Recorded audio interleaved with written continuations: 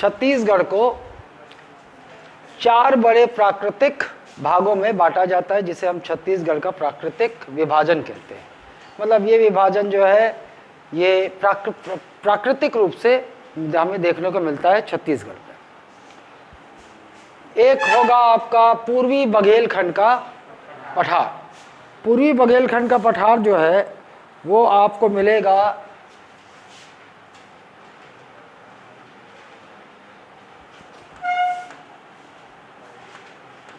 इसका विस्तार आपको कहां से कहां तक मिलेगा, ये जो है आपका ये एरिया लगभग आपका ये क्या है, पूर्वी बघेलखंड का पठार। और नहीं सॉरी गलत कर दिया है, नहीं थोड़ा और आएगा, नीचे नहीं बाजू उधर जाएगा, उधर बलरामपुर की तरफ तक जाएगा। ये ऐसा लेकर यहां से लेकर ये लगभग थोड़ा सरगुजा का हिस्सा भी कवर करता है और बलरामपुर का भी हिस्सा कवर करता है। ये पूर्वी बघेलखंड का पठार। और बाकी जो है आप ले लो किसमें, पाट, ये जसपुर सामरी पाट। इस प्रकार से ये 2 विभाजन तो आपको यही दिख गए, है ना। ये हो गया आपका पाट प्रदेश, ये हो गया आपका पाट प्रदेश, और ये हो गया आपका पूर्वी बघेलखंड का पठार। पूर्वी बघेलखंड का पठार, ठीक। और ये पाट प्रदेश, इसका नाम है जसपुर सामरी पाट कहा जाता है इसे, जसपुर सामरी पाट प्रदेश। और ये पूर्वी बघेलखंड का पठार। पूर्वी बघेलखंड का पठार इसलिए कहते हैं कि ये जो उस पठार का हिस्सा है जो जिसका अधिकांश भाग मध्य प्रदेश में, लगभग 47% वो पठार बघेलखंड का पठार कहाँ है, मध्य प्रदेश क्षेत्र में। उसका पूर्वी भाग का लगभग, मतलब पूरे बघेलखंड के पठार का लगभग 47% भाग छत्तीसगढ़ के इस इलाके में है ना। तो इसे इसलिए हम क्या कहते हैं, ये वाला अगर बघेलखंड का पठार इधर है तो ये वाला हिस्सा कौन सा हो गया, पूर्वी हो गया। तो इसीलिए इसको क्या कहा जाता है, पूर्वी बघेलखंड का पठार। एक हिस्सा ये हो गया, एक हो गया पाट प्रदेश जिसे हम जसपुर सामरी पाट प्रदेश भी कहते हैं। एक विभाजन ये हो गया आपका बिलासपुर पूरा संभाग, दुर्ग संभाग और रायपुर संभाग। पूरा बिलासपुर संभाग और दुर्ग, ये पूरा रायपुर संभाग, ये कहलाता है छत्तीसगढ़ का मैदान। ये है छत्तीसगढ़ का मैदान,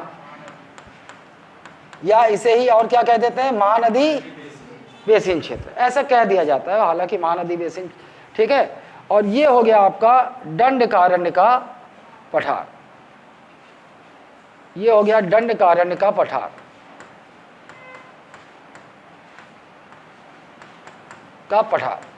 तो पूरे छत्तीसगढ़ को इन 4 प्राकृतिक भागों में बांटा जा सकता है, ठीक।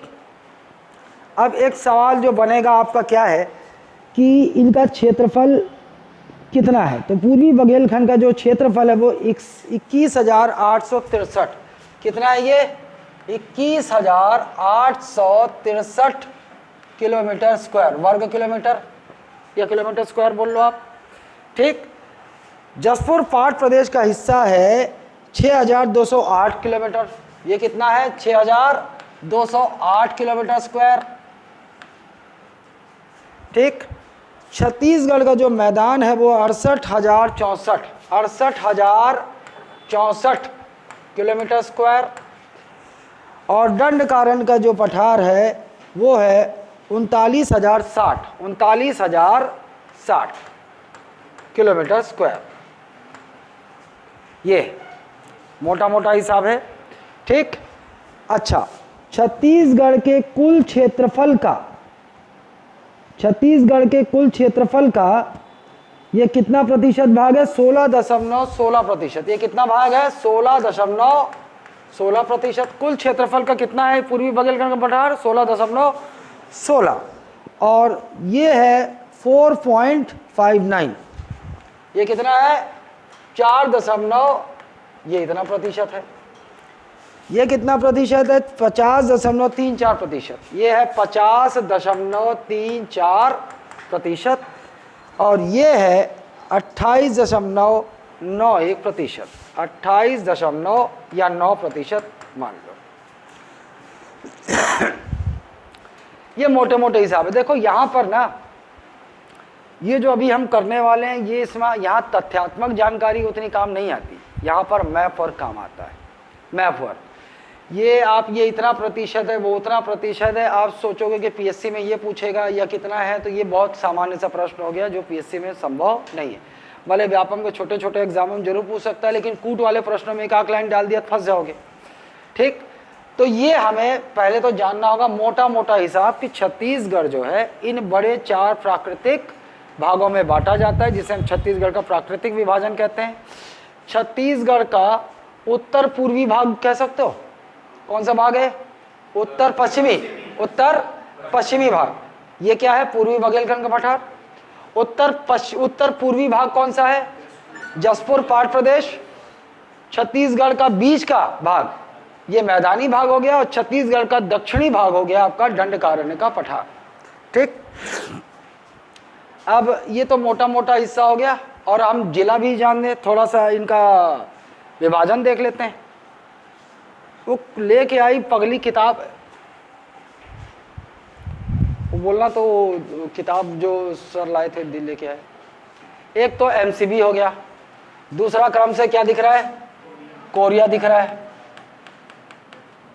फिर उसके बाद आपको कौन सा दिख रहा है? सूरजपुर दिख रहा है।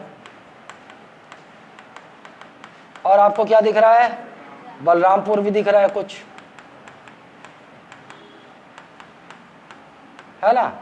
और ये अलग से बता दिया है उत्तरी कोरबा, लेकिन ये अपने को बोल सकते हो क्योंकि इसके कुछ जो भाग हैं उत्तरी कोरबा तक फैले हुए हैं, तो आपको थोड़ा संभल कर लेना होगा ना।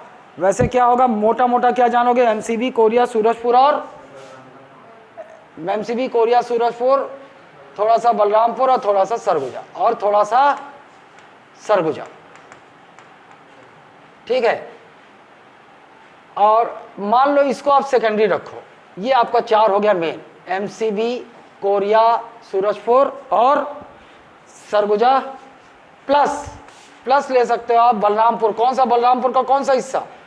वेस्टर्न, पश्चिमी ना, वेस्टर्न बलरामपुर। और अगर क्वेश्चन के हिसाब से देख लो तो आप क्या ले लोगे? नॉर्थ कोरबा। समझ गए? आपको प्रश्न के हिसाब से यहाँ पर कोई एक निश्चित वो नहीं दिखा आपको, एकदम एग्जैक्ट डाटा नहीं दिखाई देगा, लेकिन मोटा मोटे तौर पर हम ये जानते हैं कि पूर्वी बघेलखंड का पठार कौन कौन से जिलों कवर करता है। एमसीबी है निश्चित, कोरिया है निश्चित, सूरजपुर है निश्चित, और आपका सरगुजा का जो उत्तरी भाग है वो निश्चित तौर पर, मतलब ये वाला भाग, पश्चिमी भाग भी और उत्तरी भाग भी, ये कवर करता है। उसके बाद थोड़ा सा पूछ दे तो पश्चिमी बलरामपुर का थोड़ा सा हिस्सा और थोड़ा सा कोरबा का उत्तरी हिस्सा, ऐसे ध्यान रखना होगा अपने को। ठीक, चलिए अब पहले हम लोग पूर्वी बघेलखंड का पठार पकड़ते हैं। इसके लिए दूसरा मैप ले आता हूं।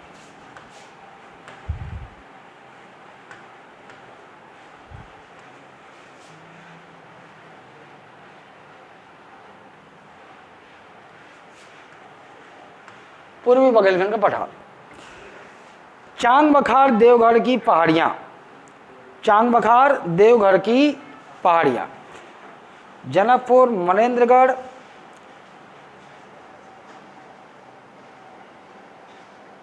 चलो यहां पर एक तहसील दिख रहा है आपको, ये जगह दिख रहा है, कौन सा? ये जनकपुर, ये है जनकपुर। मनेन्द्रगढ़ आपको यहां दिखाई देगा, ये है मनेन्द्रगढ़। बैकुंठपुर आपको कोरिया में दिखाई देगा, यह है बैकुंठपुर, बैकुंठपुर। ठीक, और एक आपको दिखाई देगा प्रतापपुर और सूरजपुर, प्रतापपुर और सूरजपुर। यहां कहीं पर आपको सूरजपुर है और यहां कहीं पर है आपका प्रतापपुर। शॉर्ट में लिखता तो ज्यादा अच्छा था यार, डॉट डॉट करता है, ऐसे तो जगह ही नहीं बढ़ जाएगा। देखो आप लोग अपने हिसाब से लिख लेना ना शॉर्ट में। थोड़ा मैं विस्तृत जाने की कोशिश कर रहा हूं, क्योंकि साला मुझे लगता है जनकपुर, ये क्या हो गया? ये मनेन्द्रगढ़ हो गया, ये हो गया बैकुंठपुर, ये हो गया सूरजपुर और ये यहां पर हो गया आपका प्रताप। यहां तक फैली हुई है आपकी चांग बखार देवगढ़ की पहाड़ियां। चांग बखार देवगढ़ की पहाड़ियां आपको यहां से लेकर यहां तक फैली हुई मिलेगी। तो चांग, ये क्या है? चांग बखार, चांग बखार, बखार ना भ है, चांग बखार देवगढ़ की पहाड़ियां, देवगढ़ की पहाड़ियां, है ना। इसका विस्तार आपको कौन कौन से जिलों तक दिख रहा है? एमसीबी, कोरिया और सूरजपुर तक। तो एक क्वेश्चन ये बन गया कि भाई आपसे बोल जाए कि चांग बखार देवगढ़ की पहाड़ियां कौन कौन से जिलों तक विस्तृत है? ये एमसीबी, कोरिया और अगर और अंदर जाने की कोशिश किया तो आपसे बोल देगा भैया कौन कौन सी तहसीलों तक ये विस्तृत है, तो आपको वो भी जानकारी मिल गई। इधर एमसीबी में जनकपुर और मनेंद्रगढ़, उधर बैकुंठपुर कोरिया में बैकुंठपुर, और इधर सूरजपुर में सूरजपुर और प्रतापगढ़। ठीक, ये मिल गया आपको। अच्छा, अब ये जो है बघेलखंड का सबसे ऊंचा भाग है। बघेलखंड का सबसे ऊंचा भाग मतलब आपको और भी मिलेगा, चांग बखार देवगढ़ की पहाड़ियों के अलावा और भी चीज़ें मिलेंगी। लेकिन अगर आपसे पूछ दे कि पूर्वी बघेलखंड के पठार में सबसे ऊंचा भाग कौन सा है, तो वो है चांग बखार देवगढ़ की पहाड़ियाँ। चांग बखार देवगढ़ की पहाड़ियाँ, ठीक। और यहाँ पर सबसे ऊंची चोटी कौन है? चांग बखार देवगढ़ जैसे दिख रहा है, यहाँ पर देवगढ़ की चोटी। कौन सी चोटी है? देवगढ़ की चोटी, है ना। और ये कितना, लगभग 1030, आपके नोट्स में सब रहेगा। यहाँ पर पूर्वी बघेलखंड के पठार की सबसे ऊंची चोटी कौन सी है? देवगढ़ की, देवगढ़ की पहाड़ी या देवगढ़ की चोटी बोल लो आप, ठीक। पहाड़ी श्रृंखला और पहाड़ में अंतर जानते हो? आप लोग सुने होंगे पर्वत और पहाड़। पर्वत और पहाड़ दो अलग अलग शब्द नहीं है। पर्वत सुने हो आप और सुने हो पहाड़, है ना। पर्वत को बोलते हैं अपन माउंटेन, माउंटेन, और पहाड़ को अपन क्या बोलते हैं? हिल, हिल। अंग्रेजी में उसको जानते हो क्या बोलेंगे? चांग बखार देवगढ़, देवगढ़ हिल्स, हिल्स बोलेंगे। पर्वत और पहाड़ में अंतर होता है। पर्वत जो होते हैं वो ज़्यादा सकरे होते हैं, मतलब इनका जो ये साइड होगा ये बहुत मुश्किल होगा, आपको चढ़ाना होना बहुत मुश्किल होगा, बहुत ऐसे खड़ा टाइप का मिलेगा आपको। जबकि हिल कैसा होता है? लगभग ऐसा हो सकता है, मतलब इसके ये जो स्लोप होते हैं, इसकी जो ढलान होती है वो ज़्यादा सपाट होती है, मतलब उस पर चढ़ाई आसान होता है। तो ये पर्वत नहीं है, ये क्या है? पहाड़ है, हिल एरिया है, ठीक।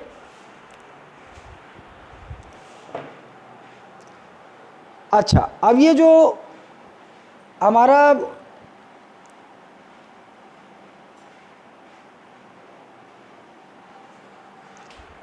ये जो चांग बखार देवगढ़ की पहाड़ियां हैं, वास्तव में इसके ऊपर, इसके ऊपर आपको पता है इधर उत्तर प्रदेश और वो पड़ता है, इधर पर पड़ता है विंध्याचल। अरे यार, इधर पे पड़ता है विंध्याचल पर्वत श्रृंखला। ये क्या है? पर्वत श्रृंखला। ये कौन सा है? विंध्याचल, विंध्याचल पर्वत श्रृंखला। ये पर्वत है ना, पर्वत श्रृंखला।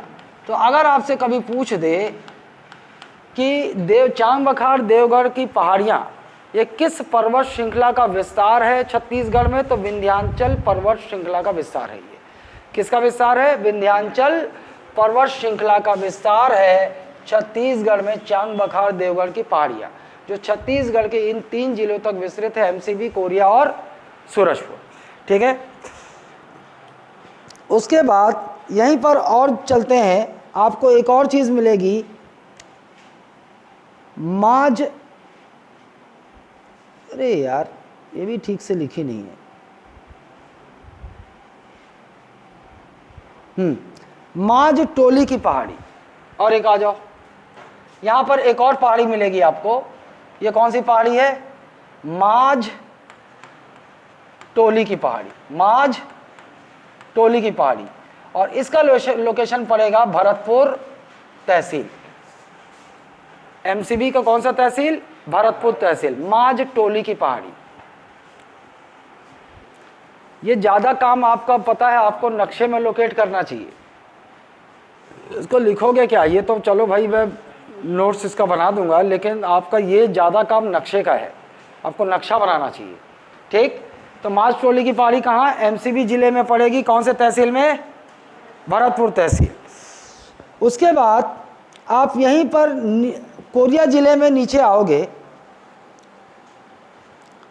और आपको पड़ेगी कोरिया सोनहट की पहाड़ी, कोरिया सोनहट की पहाड़ी।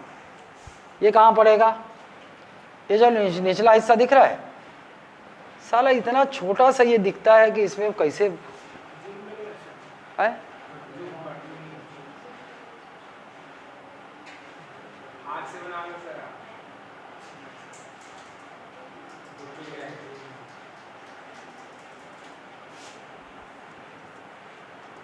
हाँ, ये ऐसा करके ज़्यादा अच्छा हो जाता है, लेकिन ये इतना बड़ा हो गया।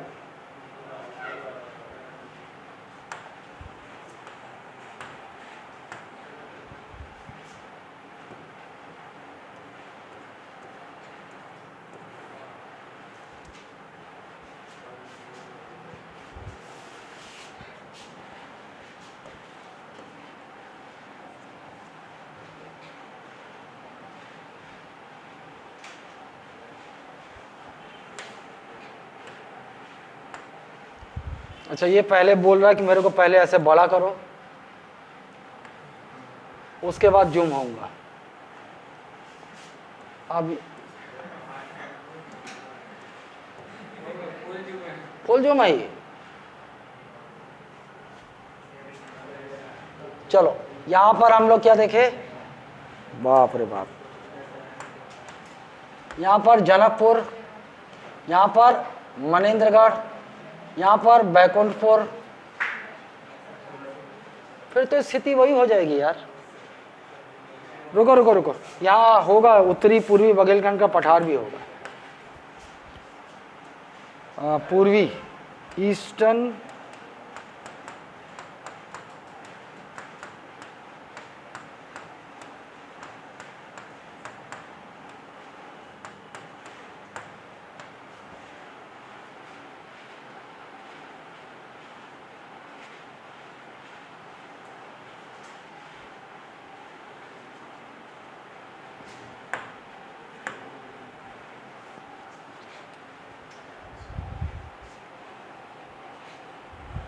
अबे ये तो हमारे छत्तीसगढ़ में है।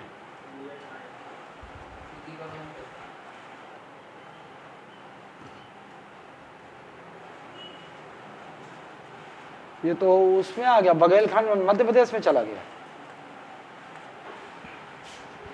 ईस्टर्न बघेलखंड प्लेट्यू सीजी,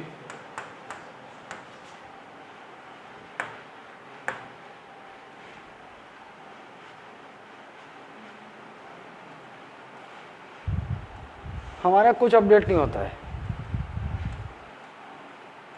है ना, बस अपन लोग वो किताबों में बस एकदम खूब मारते हैं, चिप्स ये काम कर रहा है, चिप्स को ये अवार्ड मिला, वो अवार्ड मिला, और चिप्स करता कुछ नहीं है साला, बल्कि जो डेटा अपने को पता है उसमें भी कंफ्यूजन क्रिएट कर देता है।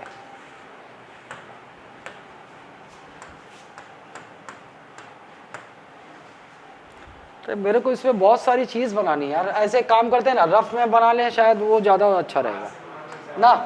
चलो चलो,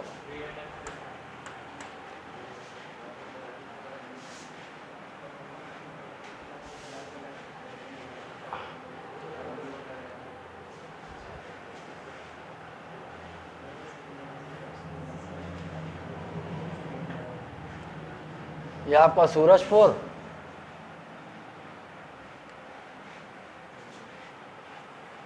ये आपका बलरामपुर, और ये सरगुजा, और ये जशपुर, हो गया खत्म। चलो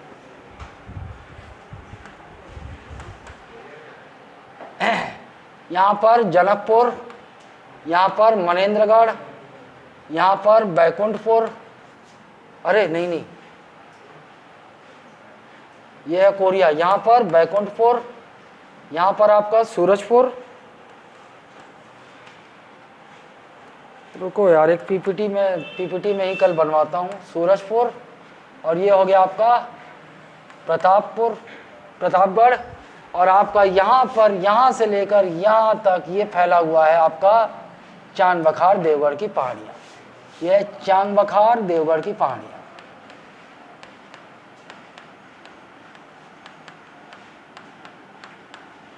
ठीक। और एक और पहाड़ी इंपॉर्टेंट आपको, माज टोली की पहाड़ी। ये कहाँ पर, कोने में आपको मिलेगा, कौन सा तहसील, भरतपुर। कौन सा तहसील, भरतपुर। और यहाँ जो आपको पहाड़ी मिलेगी इसका नाम है माज टोली की पहाड़ी, माज टोली की पहाड़ी। ठीक है। अब उसके बाद अगला जो दिखेगा आपको, कोरिया सोनहट की पहाड़ी। कोरिया सोनहट की पहाड़ी, इसका नाम तो कोरिया सोनहट की पहाड़ी कर दिए, लेकिन अब कोरिया जिला ऊपर सिमट गया है। तो आप देखेंगे कि ये वाला जो आपका एमसीबी और कोरिया का ये जिला है, इसके दक्षिणी भाग में, इसके दक्षिणी भाग में आपको ये कहाँ से विस्तार मिलेगा, देवगढ़ की पहाड़ियों के दक्षिण में तथा सरगुजा बेसिन के पश्चिम में। यह सरगुजा, इसके पश्चिम में आपको इन दोनों जिलों तक विस्तृत क्या मिलेगा, सोनहट की पहाड़ी। क्या मिलेगा, ये सोनहट की पहाड़ी। अलग अलग किताब में आपको बहुत अलग अलग डेटा मिलेगा, कंफ्यूज नहीं होना। इतना कंफ्यूजिंग डेटा आपको पूछता भी नहीं है, पूछ देगा तो आपका ऑप्शन से निकल आएगा। ठीक है।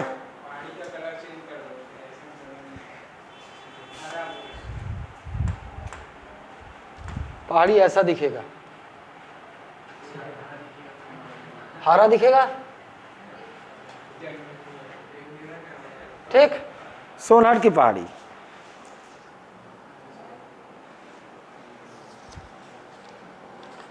अब आइए सरगुजा बेसिन। सरगुजा बेसिन, मतरिंगा की पहाड़ी और देवगढ़ की पहाड़ी। यहां पर आपको दिखेगा छुरी मतरिंगा की पहाड़ी सरगुजा में। ठीक, इनके बीच में ये एक इलाका आपको दिखेगा जिसे हम क्या कहते हैं, सरगुजा बेसिन। ये क्या है, सरगुजा बेसिन, सरगुजा बेसिन। ठीक, सरगुजा बेसिन से देखिए, ये बेसिन किस नदी से निर्मित है। ये नदी किससे निर्मित है, रिहंद। ये नदी किससे निर्मित है, रिहंद, रिहंद नदी। ये नदी, ये बेसिन किससे निर्मित है, रिहंद नदी। रिहंद नदी का उद्गम कहाँ है? हाँ बता, मैनपाट की पूर्वी पहाड़ी है ना, मैनपाट की पूर्वी पहाड़ी से इसका उद्गम है। नदी वदी बाद में देखेंगे, बस आप इतना जानो कि रिहंद इसलिए बना दिया। ये नदी कौन सी है, रिहंद। ये यूपी में जाकर सोन नदी में मिलती है जाकर, रिहंद नदी ना। तो नदी में अब स्पष्ट आप जान जाएंगे कौन सी सहायक नदी किधर है। बस इतना याद रखिए कि ये सरगुजा बेसिन का निर्माण किस नदी से होता है, रिहंद। बेसिन आप जानते हो ना, बेसिन क्या होता है, बेसिन। ये मान लीजिए ये रिहंद बेसिन है, ये रिहंद बेसिन, रिहंद नदी है। रिहंद की सहायक नदियां किसको बोलते हैं, कहीं से उद्गम हुआ आकर इस नदी में मिल गई, इधर से कहीं उद्गम हुआ आकर इस नदी में मिल गई, यहाँ से कहीं उद्गम हुआ आकर इस नदी में मिल गई, यहाँ से उद्गम हुआ। ये सारी सफ़ेद वाली नदियाँ क्या हैं, रिहंद एक मुख्य नदी है और उसकी सहायक नदियाँ हैं।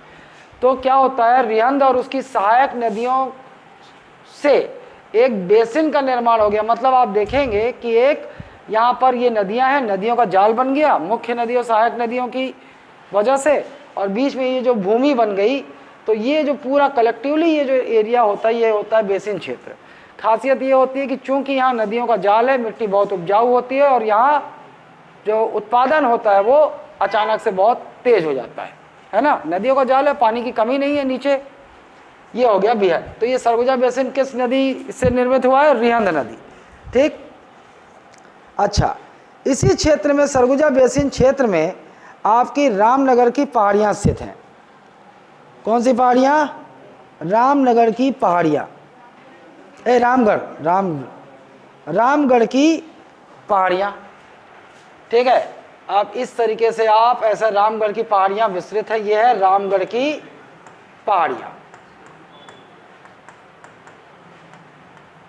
रामगढ़ की पहाड़ियाँ। और इन्हीं रामगढ़ की पहाड़ियों में आपको बहुत सारी गुफाएं मिलेंगी जो आप चर्चित रूप से पढ़ते हो, जैसे सीता बेंगरा, है ना, सीता बेंगरा, लक्ष्मण बेंगरा, जोगी मारा, ये सारी गुफाएं आप यहीं देखोगे। सीता बेंगरा, लक्ष्मण बेंगरा, जोगी मारा और हाथी खोल। आपको यहाँ क्या क्या दिखेगा? सीता बेंगरा, सीता बेंगरा की गुफा, फिर है लक्ष्मण बेंगरा, जोगी मारा, जोगी मारा और हाथी खोल, हाथी खोल। ये तो ये इसकी लोकेशन आपको रामगढ़ की पहाड़ियों में मिलेगा। कालिदास ने इसी में से कहीं पर रामगढ़ की पहाड़ियों में किस कृति की रचना की थी? मेघदूत, है ना।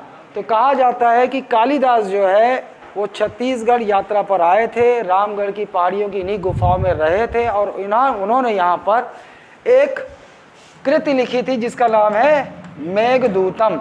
मेघदूतम वास्तव में कालिदास संस्कृत में लिखते थे ओरिजिनली। ये क्या है? महाकाव्य है मेघदूतम, महाकाव्य। और ये इन्होंने किस में लिखा है? ये संस्कृत में लिखा है। इसी का हिंदी अनुवाद वो कहते हैं हम मेघदूत। ठीक, ये है।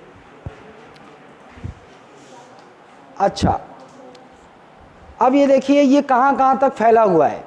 तो अंबिकापुर, सीतापुर, अंबिकापुर और सीतापुर, ये देखो आप, जो आपकी सरगुजा बेसिन का जो क्षेत्र है वो अंबिकापुर। अब ऐसा देख लो आप कि सरगुजा बेसिन बहुत लंबा है, मैं तो इसको छोटा सा कर दिया, ये यहाँ तक फैला हुआ है, लंबा है।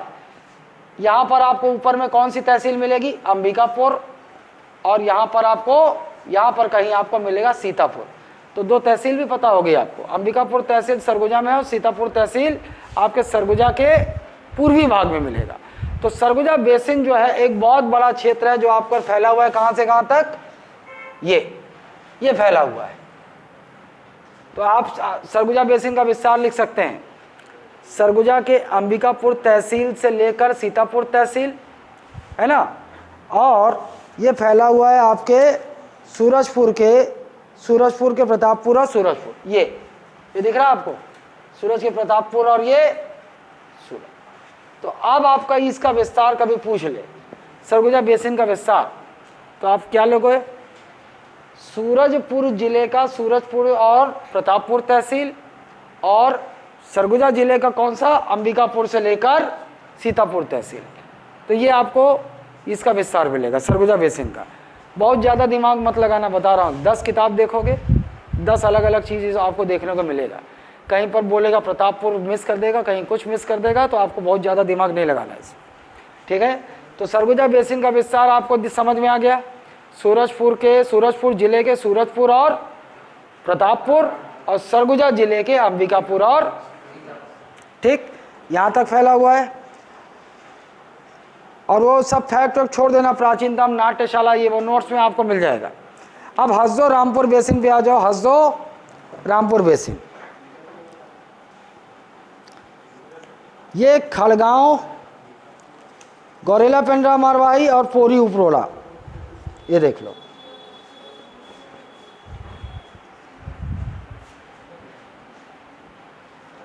ये आपका यहाँ पर कहीं पर मिलेगा, क्या है? खड़गांव। ये क्या मिलेगा? खड़गांव। इधर आप जानते हो कौन सा जिला है? ये एक जीपीएम है, जीपीएम। और इधर कोरबा का कौन सा एरिया है? पोड़ी उपरोड़ा। ये जो आपको ये एरिया मिलेगा, ये एरिया, इसीलिए वो कभी कभी बोल देता उत्तर कोरबा भाग तक विस्तृत है, क्योंकि पूर्वी बघेलखंड के पठार का एक महत्वपूर्ण हिस्सा आपको मिलेगा जिसको हम कहते हैं हसदो रामपुर बेसिन। ये क्या है? Hasdeo Rampur basin, Hasdeo Rampur basin. और ये कहाँ कहाँ तक विस्तृत है? आपके नीचे एमसीबी का कौन सा? खड़गांव। एमसीबी का कौन सा क्षेत्र? खड़गांव। गौरेला पेंड्रा मारवाही जिला, और इधर कोरबा जिले में पोड़ी उपरोड़ा, है ना। ये यहाँ तक विस्तृत है ये प्राकृतिक विभाजन जिसका नाम है हसदो रामपुर बेसिन, हसदो रामपुर बेसिन, ठीक। अब जाहिर सी बात है हस्दो रामपुर बेसिन नाम है इसका, तो ये बेसिन किसी नदी द्वारा बनाया गया होगा। कौन सी नदी? हस्दो नदी, है ना, जो ये देवगढ़ की पहाड़ियों से निकलती है हस्दो नदी। हस्दो नदी का उद्गम यहाँ से होता है और ये इस एरिया में बहते हुए यहाँ पर हस्दो की सहायक नदियाँ कौन सा बेसिन बनाती है? हस्दो रामपुर बेसिन। ठीक, ये हो गया। उसके बाद देख लीजिए आप कन्हार बेसिन।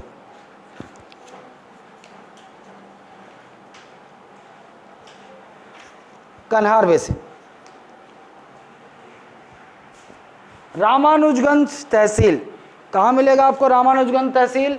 ये बलरामपुर है, यहाँ कहीं पर आपको मिलेगा रामानुजगंज तहसील। और एक नदी है आपकी, कहाँ है? हाँ वही यहाँ मिलेगा आपको रामानुजगंज। और आपको पता है जशपुर के बागीचा तहसील, बागीचा तहसील से एक नदी निकलती है बखौना चोटी से, कौन सी? कन्हार। यहाँ से कौन सी नदी निकलती? कन्हार। कन्हार नदी यहाँ से निकलती है और ये यहाँ सर ऐसे सीमा में बनाते हुए यहाँ पे बनाती है क्या? ये रामानुजगंज तहसील में बनाती है रिहंद बेसिन। क्या बनाती है ये? रिहंद बेसिन, अरे सॉरी कन्हार बेसिन रे साला, कन्हार नदी है और रिहंद बेसिन बना रहा हूँ। रामानुजगंज तहसील में कौन सी बेसिन बनाती है ये? कन्हार बेसिन, कन्हार बेसिन। ठीक है, और एक रिहंद बेसिन भी आपको यहीं मिलेगा। और ये कहाँ मिलेगा आपको? ये रिहंद है, इसी नदी के किनारे आपको यहाँ पर एक तहसील मिलेगा। कौन सा है? इसका नाम है वाड्रफ नगर। बलरामपुर में है ना ये। कौन सा तहसील है ये? वाड्रफ नगर।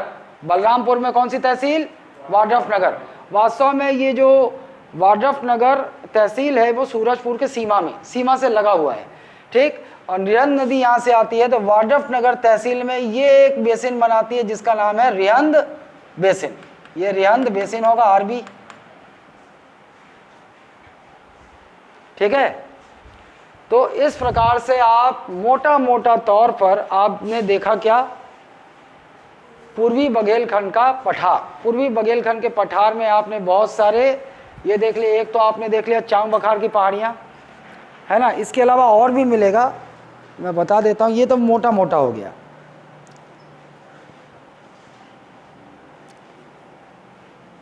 चलो, ये जो पूर्वी बघेलखंड का पठार है ये किस प्रकार के चट्टानों से निर्मित है? गोंडवाना। किस प्रकार के चट्टानों से निर्मित है? गोंडवाना।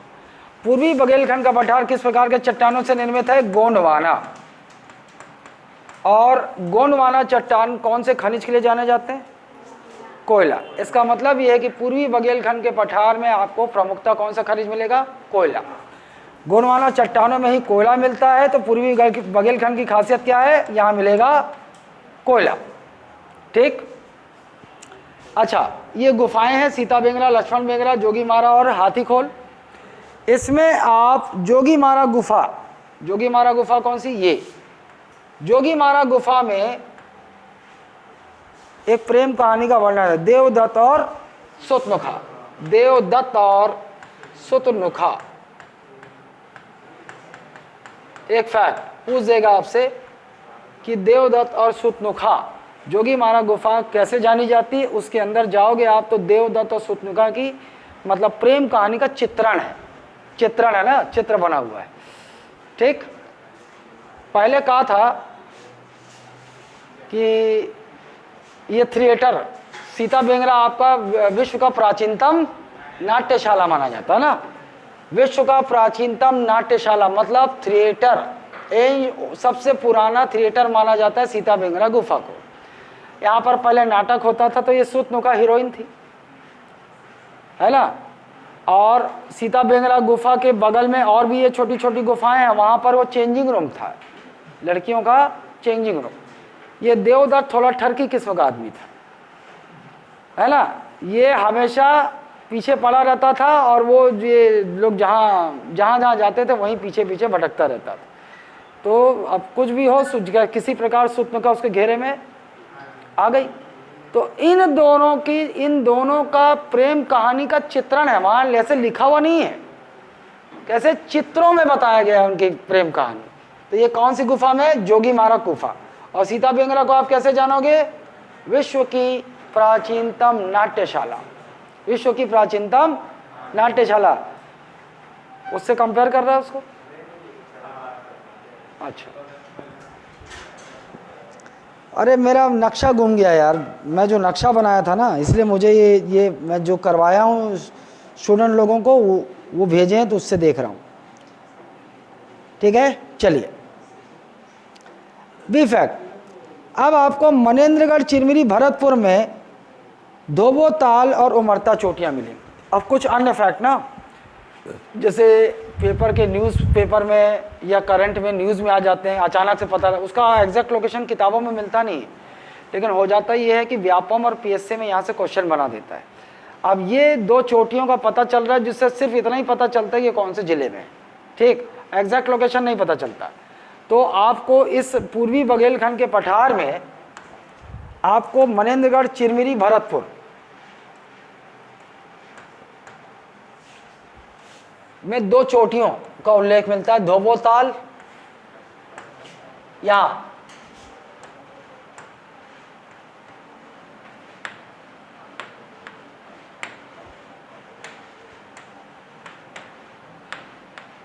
अबे साला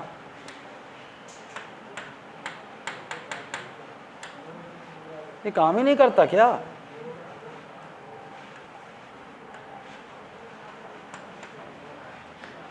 ये हो गया आपको बैग बेकार है।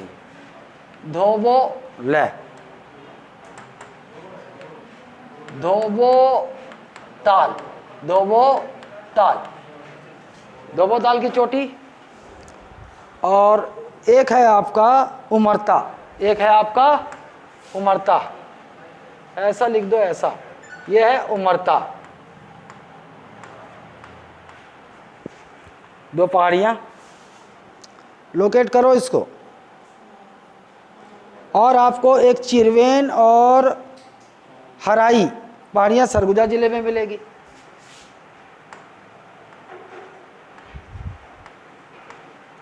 चिरवेन और हराई। और उसके बाद आप सरगुजा जिले में और कुछ पहाड़ियां देखेंगे,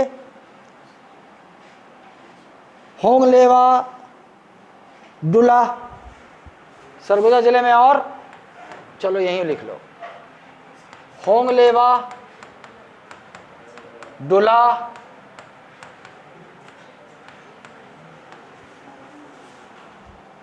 परता और बरकोर, परता और बरकोर।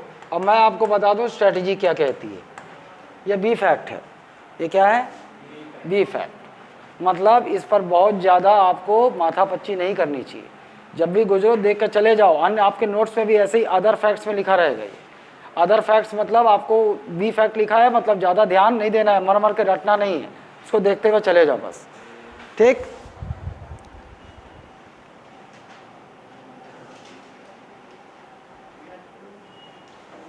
आइए अब आ जाइए जसपुर सामरी पाठ। इसको कैसे लूँ यार, ऐसे ही बना देते हैं।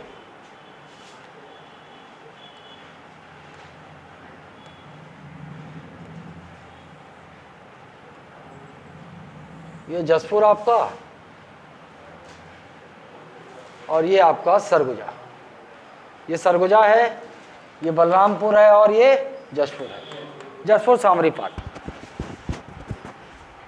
पाठ प्रदेश किसे कहते हैं? पाठ प्रदेश वास्तव में ये पठारी भाग का हिस्सा है।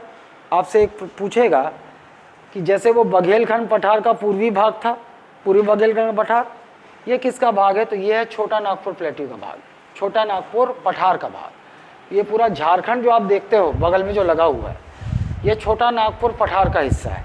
तो छोटा नागपुर पठार का कौन सा हिस्सा आपका जसपुर सामरी पाठ का बन रहा है? कौन सा हिस्सा छोटा नागपुर पठार का? दक्षिण पश्चिमी, दक्षिण पश्चिमी भाग। तो ये अब बात समझ में आ गया आपको। इधर क्या है, छोटा नागपुर पठार, और इसका कौन सा हिस्सा, दक्षिण पश्चिमी भाग जो है आपका जसपुर पाठ प्रदेश निर्मित करता है। इसके अंतर्गत आपको 3 जिलों का विस्तार मिलेगा। बलरामपुर आपका, इसे सरगुजा पूरा नहीं, सरगुजा का ये कौन सा भाग है, पूर्वी भाग, है ना। इस तरह से देख सकते हो आप कि सरगुजा का कौन सा भाग, पूर्वी भाग, और आपका ये जशपुर। तो बलरामपुर का आपका कौन सा भाग, बलरामपुर का भी ये वाला भाग, और ये लगभग है आपका जसपुर शामरी पाठ प्रदेश। लेकिन फिर भी 3 जिले मोटे मोटे पर आप शामिल मानोगे। कौन कौन से, बलरामपुर, सरगुजा और जशपुर। पाठ किसको बोलते हैं, देखो पाठ जो है पठारी प्रदेश का ही हिस्सा होता है। पठार किसको कहते हैं पहले वो समझ जाओ। ये हो गया पहाड़ पर्वत, ये हो गया पहाड़, ये पर्वत, ये पहाड़, और ये हो गया पठार। ये क्या हो गया, पठार। ये हो गया पर्वत, ये हो गया पहाड़, और ये हो गया पठार। पठार का कैसे हम डिफाइन करते हैं, ये भी पृथ्वी से ऊंचाई पर स्थित है, मतलब जो समुद्र तल होता है ना आसपास का, उससे उस पृथ्वी की सतह पर बना हुआ उच्च भाग होता है ना, सतह पर ऊंचा भाग बना हुआ है ना, ये ऊंचा है। लेकिन पठार में चोटी नहीं होती। एक तो ये इसलिए पठार हो जाता है, ना तो ये पहाड़ बन पाता है और ना ही मैदान रह जाता है। पृथ्वी से ऊंचा भाग है, लेकिन पठार कैसे जानेंगे, पठार ऐसा बोलेंगे कि इसमें चोटी नहीं होती। ये ऊंचा भाग होता है लेकिन इस पर चोटी नहीं होती, है ना। पहाड़ और पर्वत की एक खास बात होती है कि उसमें चोटी होती है, उसमें चोटी होती है ना, पीक होता है। पीक जो मतलब ऊपर जाकर आपको ऐसा नोकीला सा भाग मिलेगा। यहाँ भी है लेकिन ये थोड़ा सा इतना शार्प नहीं है, लेकिन है। लेकिन यहाँ पर आपको चोटी नहीं दिखाई देगी।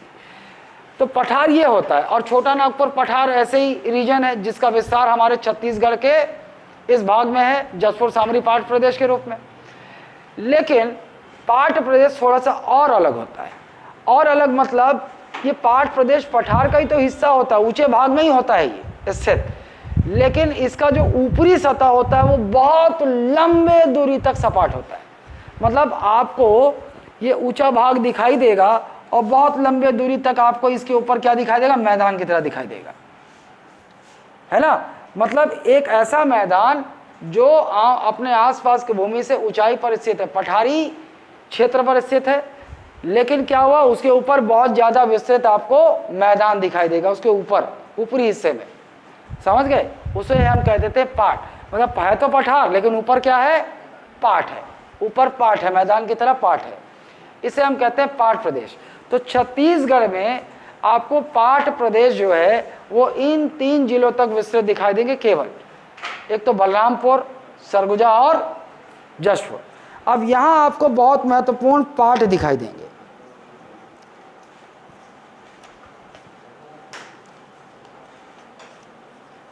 ठीक है, अंबिकापुर, सीतापुर और लुंड्रा तहसील, इसका विस्तार आपको कहाँ कहाँ तक दिखाई देगा, अंबिकापुर, सीतापुर और लुंड्रा तहसील।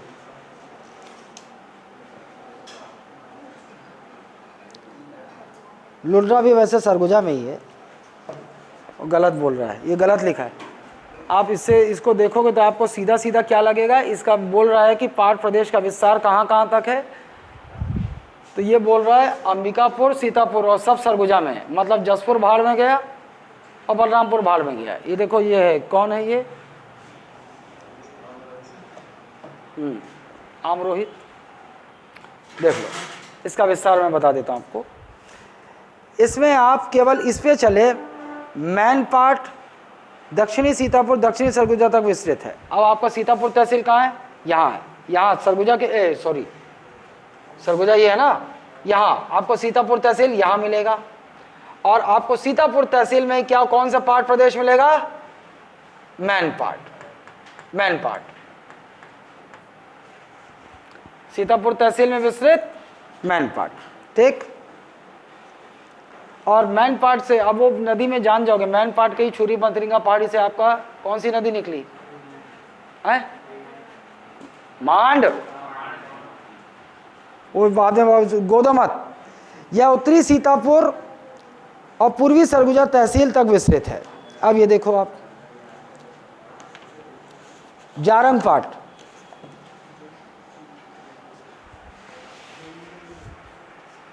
यहां पर डाउट है ना, जारंग पाट कायदे से अपने को बलरामपुर तहसील में दिखना चाहिए। किसी सोर्स में बोल देगा ये कि सरगुजा में है, किसी सोर्स में बोल देगा ये बलरामपुर में पड़ेगा। जहाँ तक अपन अभी तक जानते हैं वो कहाँ पड़ेगा आपको, यहाँ पड़ेगा। कहाँ पड़ेगा? बलरामपुर, ये यहाँ पड़ेगा। जारंग पाट, ये जारंग पाट प्रदेश है। अच्छा, हमारा सामरी किधर मिलेगा आपको? ये भी बलरामपुर में मिलेगा। और ये क्या है? सामरी पाट। ये क्या है? सामरी पाट। ठीक। और सामरी पाट से थोड़ा हटकर आपको यहां पर, यहां मिलेगा आपको जमीर पाट। ये मिलेगा आपको जमीर पाट। ये सामरी पाट, ये जारंग पाट। और यहां पर, ये यहां पर आपको मिलेगा पंडरा पाट। यहां मिलेगा आपको पंडरा पाट। ठीक। तो ये लोकेशन थोड़ा आप ध्यान रखेंगे, पाट प्रदेशों में भी आपको पूछ सकता है। अच्छा, इन सारे पाट प्रदेशों में सबसे ऊंचाई पर कौन सा पाट प्रदेश है? सामरी। ये है आपका सबसे ऊंचा पाट, सबसे ऊंचा पाट।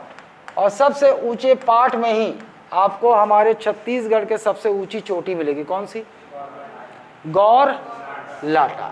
इसी पाट में आपको छत्तीसगढ़ की सबसे ऊंची चोटी मिलेगी, गौर लाटा। कितनी ऊंचाई है इसकी? 1250, 1225। इसकी ऊंचाई है 1225 मीटर। देवगढ़ की कितनी थी? 1023,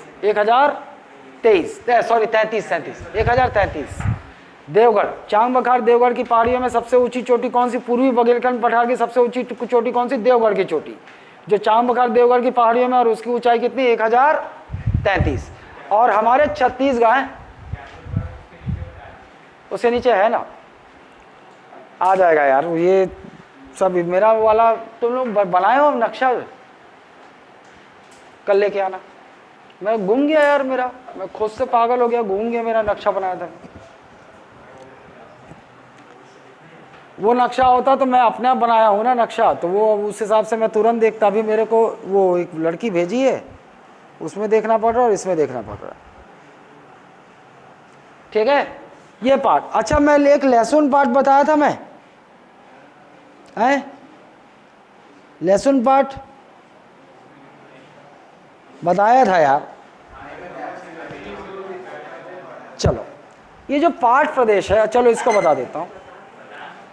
अब वो आपको दो भागों में विभाजित दिखाई देगा। एक होता है ऊपर घाट और एक होता है नीच घाट, है ना। इस जो पाट प्रदेश है इसको दो भागों में बांटा गया है, ऊपर घाट और नीच घाट। ऊपर घाट उत्तरी जशपुर, दक्षिणी बलरामपुर। ये देखो, ये दक्षिणी बलरामपुर वाला इलाका, ये दक्षिणी बलरामपुर वाला इलाका, और ये उत्तरी जशपुर वाला इलाका। इसे क्या कहा जाता है? ऊपरी घाट। उसे दो भागों में बांटा जाता है, ऊपरी घाट और इसके नीचे वाला, नीचे में जो है आपको एरिया मिलेगा दक्षिणी जशपुर। ये नीचे वाला हिस्सा आपको दक्षिणी जशपुर, ये हो गया नीच घाट। इसे दो भागों में बांटा जाता है, ऊपर घाट और नीच घाट। ऊपरी घाट जो है उसकी ऊंचाई 600 मीटर से 700 मीटर। इसकी ऊंचाई एवरेज है क्या है? 600 से 700 मीटर। और इसकी जो नीच घाट की ऊंचाई है ये आपकी 275 से 500 मीटर। 275 से 500 मीटर। ये आप याद रख सकते हैं, क्योंकि वो कूट प्रश्न में बना सकता है ऊपर घाट और नीच घाट। तो कहाँ पढ़ रहा है बे? कुछ और पढ़ रहा है? अच्छा, वहाँ टेस्ट का पढ़ रहा है क्या?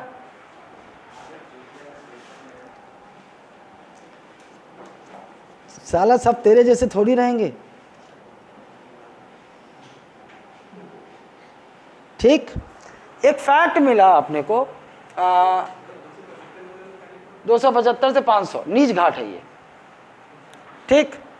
काकिया क्षेत्र, आपको काकिया क्षेत्र इसी नीच घाट में, मतलब जसपुर क्षेत्र में आपको एक मिलेगा काकिया पहाड़ी क्षेत्र। ये कौन सा क्षेत्र है? काकिया। काकिया। तो लटके झटके आपसे पूछ दे कि ये काकिया क्षेत्र आपको कहाँ मिलेगा, तो ये आपको जसपुर जिले में नीच घाट क्षेत्र में मिलेगा काकिया। ठीक।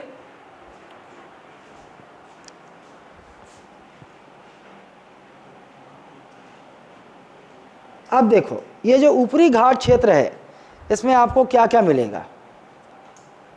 सॉरी, ये जो 15 पार्ट आप गलत जगह बना दिया, 15 पार्ट ऊपरी घाट में आएगा, असल में इसके नीचे बनाना था, साला गलती हो गई। नहीं वो सब सही है, लेकिन ये इसके नीचे बनाना था मुझे। हाँ ये हो गया। ये पाठ प्रदेश को छोड़कर मुझे ये नीच, ये इधर ये नीच घाट, नीच घाट, इसकी 275 से 500 मीटर एवरेज ऊंचाई और इसकी 600 से 700 मीटर। अच्छा, अब ऊपरी घाट में आपसे और कुछ पूछ सकता है कि ऊपरी घाट मतलब जशपुर और बलरामपुर क्षेत्र में आपको यहीं पर मिलेगा तेंदुपाट। यहाँ क्या क्या मिलेगा ऊपरी घाट में?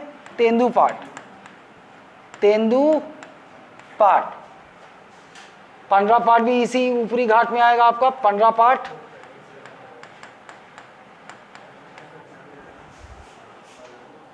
किताब भावर घाट, एक और मिलेगा आपको, कौन सा? भावर घाट। ये आपसे पूछ सकता है कि भैया भावर घाट कहाँ है? 15 नीचे नहीं आएगा, 15 ऊपरी घाट में, दोनों के बीच में नहीं होगा यार, ये ऊपरी घाट में ही आएगा। सुनो सुनो, पाट प्रदेश को 2 भागों में विभाजित करता है ये ऊपरी घाट बोलता है और नीच घाट बोलता है। ऊपरी घाट में आपके 15 पाट, ये जारंग पाट, ये सब आएंगे। ठीक। लेकिन वो सामरी और जमीर पाट बहुत ऊपर हो जाते हैं। पाट प्रदेश जो आपका रीजन दिख रहा है इसको ऊपर घाट और नीच घाट पे बाचा है, वो बहुत ऊपर हो जाते हैं, उसमें नहीं आता। 15 पाट, तेंदुपाट, भावर घाट, ये सब कौन से भाग में आएंगे? ऊपर घाट या ऊपरी घाट, है ना। ये बस बताना चाह रहा है वो। निचली घाट इसका ऊंचाई है नहीं, तो पाट प्रदेश यहाँ पर आपको मिलेगा नहीं, 15 पाट इसके ऊपर खत्म हो जाता है। और एक और है,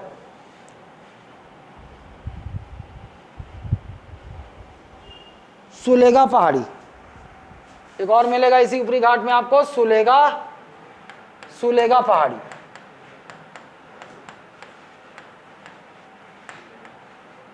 सुलेगा पहाड़ी,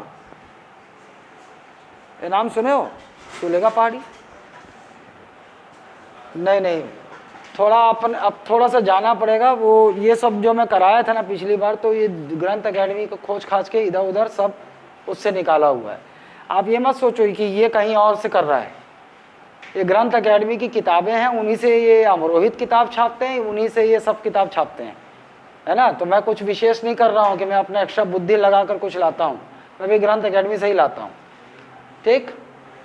ये तो थोड़ा सा डीप करना होगा। आज थोड़ा सा क्लास का फ्लो इसलिए ब्रेक हो गया है क्योंकि मेरा नोट्स अचानक गायब हो गया है।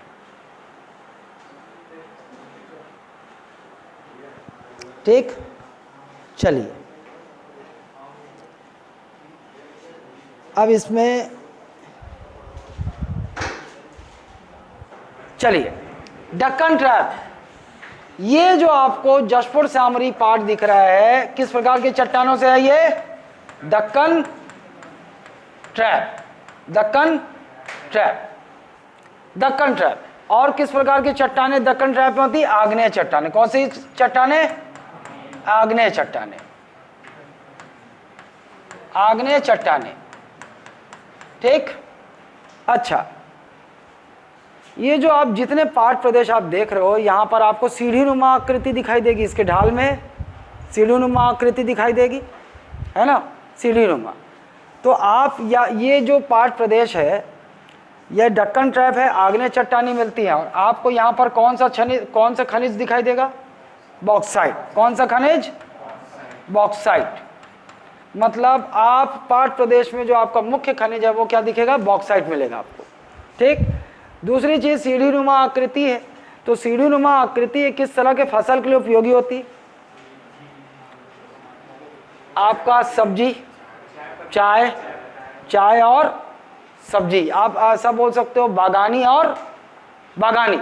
बागानी किसके लिए उत्तम होती है? ये बागानी। बागानी बोले तो सब्जी, चाय इसमें शामिल हो गया। क्यों? ऐसा क्यों? चाय, हाँ, पानी क्या होता है? रुकता नहीं है वहाँ। ऐसी जगह पे पानी रुकता नहीं है, और अगर पानी रुका तो चाय तुरंत सड़ता है, सब्जियां तुरंत सड़ जाती हैं। तो इसीलिए आपको ये जो जसपुर सामरी पाट प्रदेश है, इसकी बनावट ही ऐसी है कि आपको इसके जो ढाल होंगे वो सीढ़ी नुमा ढाल की तरह दिखाई देंगे, और ये उत्तम होती बागानी फसलों के लिए। बागानी फसल बोले तो सब्जियां और, अच्छा, एक आपने टमाटर राजधानी सुनी है? लुड़ेक। कहाँ है? जसपुर। इसीलिए आपको बहुत ज्यादा, प्रदेश में बहुत ज्यादा टमाटर होता है लुड़ेग में। लुड़ेग, और ये कहाँ है? जसपुर। जसपुर में बहुत ज्यादा ये लुड़ेग टमाटर के लिए जाना जाता है, और इसे प्रदेश का टमाटर राजधानी कहा जाता है। टमाटर राजधानी लुड़ेग। ये कहाँ मिलेगा आपको? जसपुर में ही मिलेगा लुड़ेग। ठीक।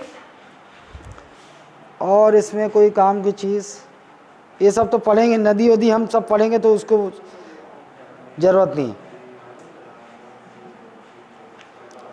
मिट्टी और ये सब हम अलग से पढ़ेंगे तो ये सब मिक्स करने की जरूरत नहीं। ठीक। अब आइए छत्तीसगढ़ का मैदान है। हाँ, नीचे में, हाँ, इसका नाम क्यों पड़ा? जसपुर पाट। जसपुर पाट अलग से कोई पाट थोड़ी है, ये बहुत बड़ा 15 पाट सबसे बड़ा पाट है यहाँ का। देखो, एक तो सामरी पाट सबसे ऊंचा पाट, और सबसे बड़ा विस्तृत पाट कौन सा है? 15 पाट। चूंकि 15 पाट जसपुर में है, सबसे बड़ा पाट है, इसलिए इस क्षेत्र का नाम जसपुर सामरी पाट रख दिया गया। एक सबसे ऊंचा, और 15 पाट जसपुर जिले में पड़ता, तो जसपुर सामरी पाट प्रदेश इसका नाम रख दिया। और एक और मैं बताया था, कौन सा? लोरो घाटी। हाँ, अरे यार मेरा नक्शा गुम गया ना, वो आपके नोट्स में जरूर मिल जाएगा। यहीं पर एक घाटी है, कौन सी घाटी? लोरो घाटी, नीच घाटी। और ये किस नाम से जानी जाती है? फूलों की घाटी। फूलों की घाटी, ये एक फैक्ट हो गया। ये भी नीच घाट का हिस्सा है ना, जसपुर के निचले साइड मिलेगा।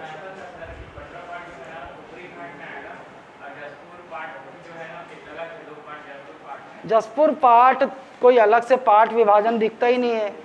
जसपुर पाट है, पढ़ा है जसपुर पाट है? तो मेरा लेके आना कल। अरे यार, मैं पूरा ग्रंथ अकेडमी से निचोड़ नचाड़ के बनाया था, अब मैं ढूंढ के पागल हो गया, मेरे को मिला ही नहीं। तू लेके आना, तू बनाना ढंग से, कल ही लेके आवे, कल ही कर। तो अरे यार मज़ा नहीं आ रहा मेरे को, ये साला ये सब मेरे को मज़ा नहीं आता। इसमें तो कुछ और लिख रहा है।